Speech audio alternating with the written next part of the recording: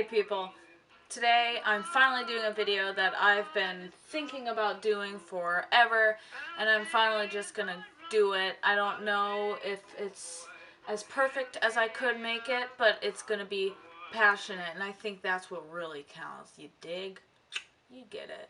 So this video today is going to be my top 5 favorite albums currently, because I love music, and I find music every day, so it's hard to just it's really when I'm throwing up my 5 favorite albums, or like some of my, it's hard. This is the first installment of a series, possibly, of my favorite albums, favorite songs, maybe playlists. I've been kind of thinking of maybe telling you guys some like songs that I think are cool for summer, shit like that. I love music and I want to talk about it. I like to talk about it, so I was gonna do more than 5 because I could easily come up with more than 5, but I know I'm gonna talk for an hour about each album, so why would I try to do 10? So these are 5 albums that just come to my head as my all-time favorites, and after kind of going through my iTunes and my Spotify and just thinking of what albums I just love all the way through and through. This is those. Alright, so the first album is going to be hard for me to talk about because I love it for so many reasons. I love it to the core of my soul and every fiber of my being. This album is everything to me. This album is Pink Floyd The Wall. My dad and mom are huge music people, and my dad got me into Pink Floyd. Actually, the first Pink Floyd song I ever heard was Astronomy Don't Mean. I had it on my little crappy iPod. It was like the first minute of Astronomy Don't Mean. Loved it. Never really got into Pink Floyd besides that. I was literally like 8 when I heard that. And around 9th grade was when I started to really get into Pink Floyd and really get into The Wall. And I'm so glad I got into The Wall when I was in high school, especially 9th grade, because it was the perfect angsty album. I was pissed about school. Still pissed about school. Nothing's changed. I was pissed about school. I was just feeling like just another brick in the wall. I'm just feeling like I'm just getting grinded through this stupid system. The Wall was like an awesome way for me to just like feel like I had something to be like, yeah.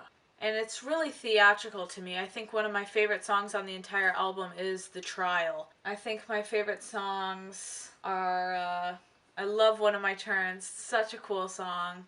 Reminds me of, like, I don't know. I like Axe Murderers. Not the best sentence I've ever said out loud, but I think Another Brick in the Wall Part 3 specifically is such a cool song. It starts out so cool. I don't need no arms around me. I don't need no drugs to calm me. I don't think I need anything at all. It's such a cool, like, empowering song. Like, but it's also a psychotic break at the same time. So I shouldn't be too inspired by it, but that's what I draw from it. And when I listen to it, I'm like, don't think I need anything at all. Nobody Home is a beautiful song. Beautiful lyrics in that song. Beautiful lyrics. Run Like Hell is badass. Waiting for the Worms. This whole album's badass. I don't know why I'm reading tracks. That's why I love the album, because it's just kick-ass all the way through. Good times in high school. That was probably one of the only things I really liked about it, is just listening to Pink Floyd in the hallway. Or doing a math test. I always would listen to Dogs if I had a math test. Because it was 20 minutes long, too, so, like, I would listen to a 20-minute long song and it would go through 20 minutes down to class. Listen to Dogs and Echoes, 2 20-minute longers. Done with class. The next album is a self-titled album, Fever Ray. This whole album is just, when it's rainy or it's overcast, I always put on this album. There's no way I will listen to this album if there is a ray of sunshine outside. And I'm not saying it's a sad album. I'm saying it's a atmospheric, rainy album, in my opinion. I've discovered Fever Ray in the coolest way a long time ago on the internet. Do you guys remember, the artist Am I, Who Am I? She, a long time ago, when she was releasing her first bits of music, it's Jonna Lee, is that her name? Yeah. when she was releasing these videos, these crazy videos with really weird visuals and cool music in the background, everybody, it was before anybody even knew who am I. So she was just releasing these videos. Everyone in the comments is trying to discover who is this woman, and someone said, I think it's Fever Ray.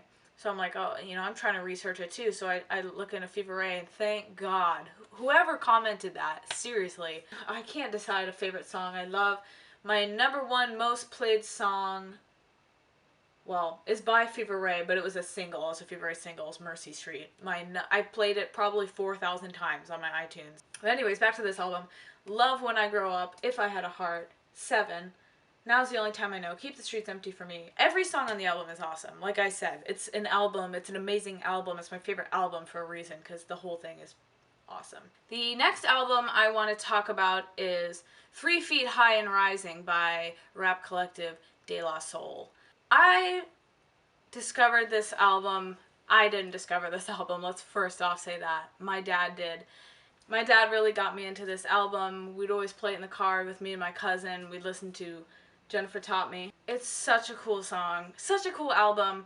The thing I will say is, I'm looking at it now on, I'm looking at the track list on Wikipedia, and there's so many extra tracks that I kind of remember taking off, because there's one called De La Orgy, and it's literally just like sex noises for 1 minute and 14 seconds, which, if that's your cup of tea, dude, not judging, go for it.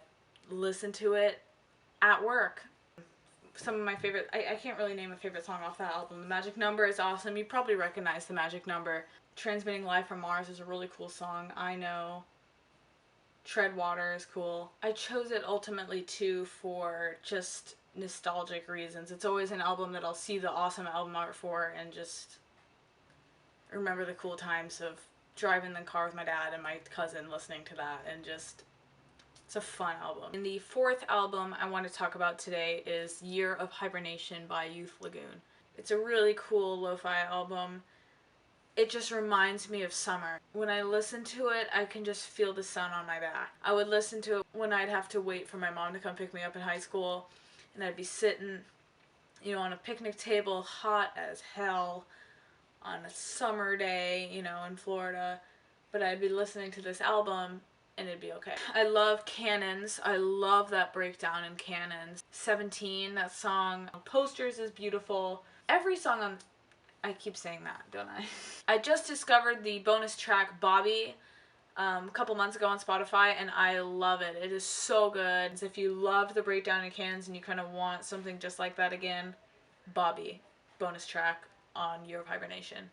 And last but not least, my 5th favorite album currently is Play by Moby. Moby is the first electronic artist I discovered before Fever Ray, and it really opened my mind up to the whole electronic scene. Not so much like techno, electronic. And it gave me a newer appreciation for that as a separate genre, and I loved it. I loved the different sounds on this album are amazing. Honey is an awesome song. You probably recognize it from Holes. Porcelain is classic. Why Does My Heart Feel So Bad? Southside, Body Rock, Natural Blues. It's just full of awesome. It's just a completely jam-packed full of bangers. Amazing samples on the album too. I know I keep saying that. I don't know if that's just like a really vague statement. Lead Belly is, I don't know if, I looked it up to try to look up Lead Belly samples, because I thought Natural Blues and Why Does My Heart Feel So Bad were like Lead Belly samples, but I looked it up and they're not. Natural Blues is like a Vera Hall song. The Trouble So Hard part is from that. And Why Does My Heart Feel So Bad is He'll Roll Your Burdens Away by the Banks Brothers, the 1963 recording. So, I don't know.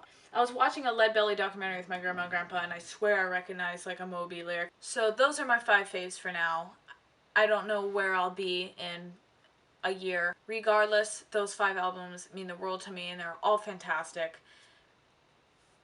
in my opinion. Let me know what your favorite albums are. Let me know if you've listened to any of these. Let me know how your life is going. Over and out.